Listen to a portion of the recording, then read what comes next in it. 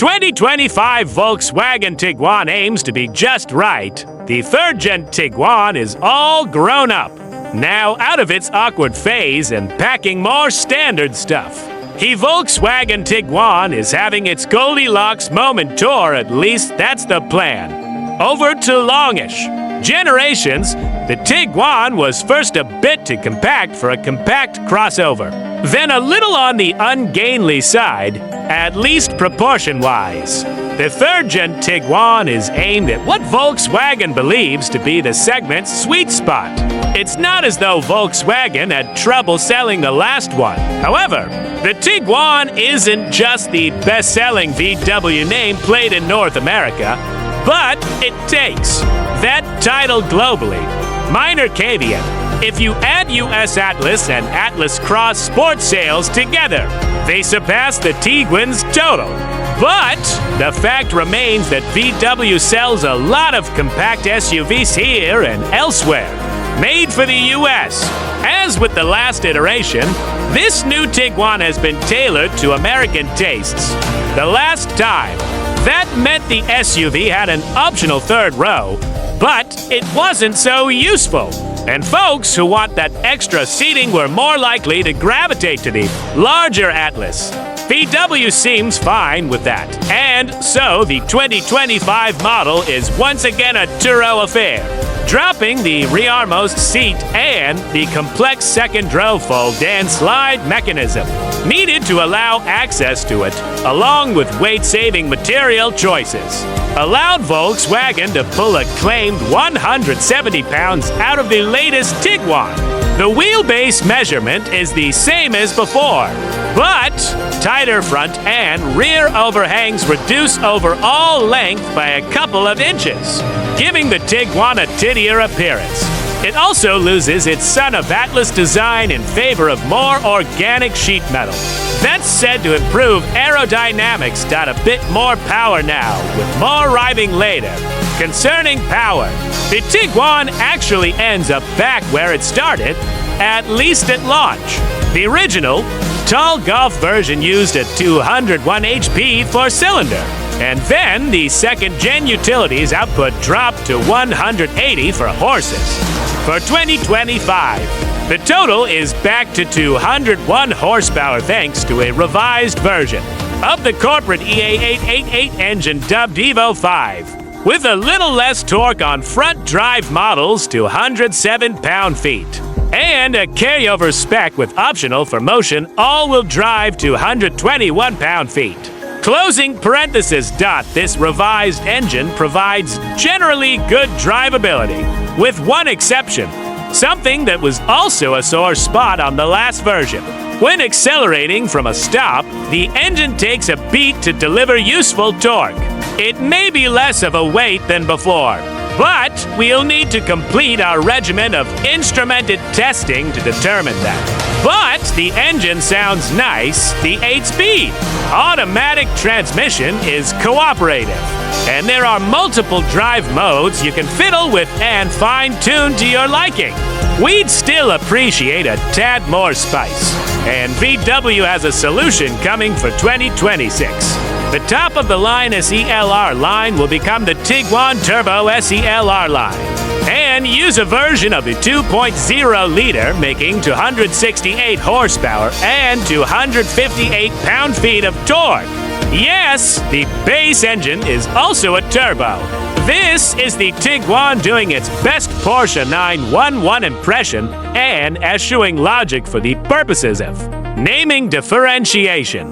Whether that additional output mitigates the step-off issue remains to be seen. In usual VW fashion, the new Tiguan's ride is on the stiff side without being uncomfortable, no wallowing over bumps, and a comfortable amount of lean through corners.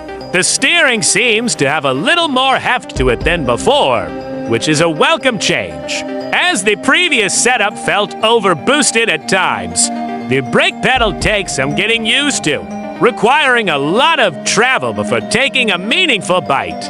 It was a non-issue after some seat time. We drove an SELR line, which is the only trim to come standard with all-wheel drive, and And the system did its torque shuffling imperceptibly as we traveled slick Montana-side roads. As before, the rear axle decouples were not needed in order to save fuel.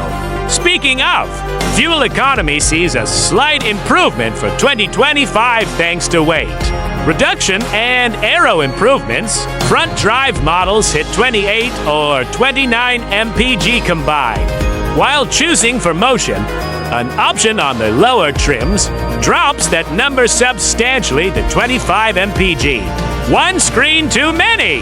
The Tiguan's interior got a glow up in the vein of other recent VWS. There's stitching all around the cabin, and organic shapes replace blockiness here as well.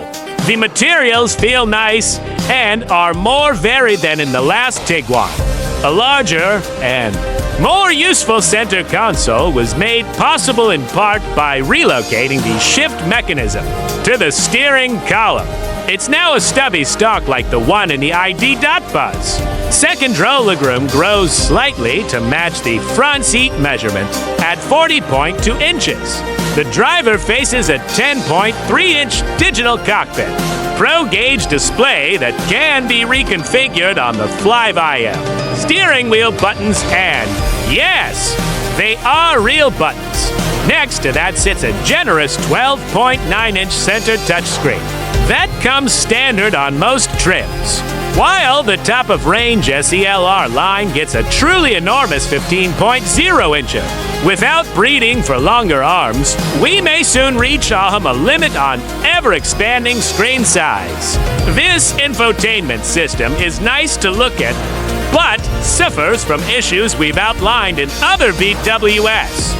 It can be tough to find where the various settings are hidden. For instance, controls for the head-up display included on the top-to trims are found under Vehicle rather than Settings. And even with all of that screen real estate in the SELR line, some icons are on the small side and therefore tough to stab accurately while driving. There are fussy touch sliders to control temperature and volume, and they face up toward the headliner instead of at the user, making them difficult to see due to reflections. Thankfully, there are screen-based adjusters for temperature and a volume rocker on the steering wheel, so those touch controls can be ignored. But then there's the third screen. It's down on the center console as part of a rotary dial. This part defaults to volume control, showing the loudspeaker icon with a ring indicating the level that appears when you turn it. Press down on the dial and its function and display changes to the drive mode. Then, with a swipe, you can control the atmosphere's function included on all but the base trim, which tailors things like sound and ambient lighting to set a mood. While it's not necessary to look down at the dial to see this visual feedback, you get more information and can make adjustments through the center screen. Having anything to look at down there invites you to take your eyes off the road, which can only be distracting.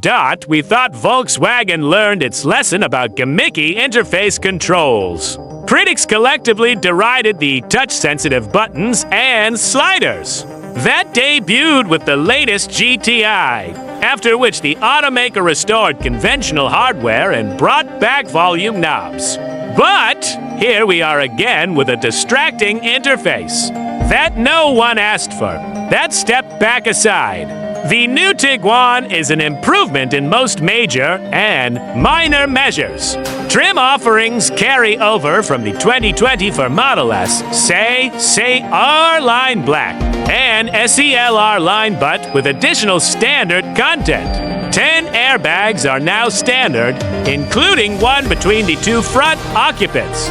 And even the base model gets dual-zone climate control, wireless Apple CarPlay, and Android Auto connectivity, and parking sensors. A black roof is available on the two. Our line trims for $395. Pricing starts a few $100s higher at $30,920 for a front drive S, while all-wheel drive adds $1,500 to the bill. The new Tiguan should be in dealers as you read this. We recommend bringing a piece of tape to cover the dial screen during your test drive.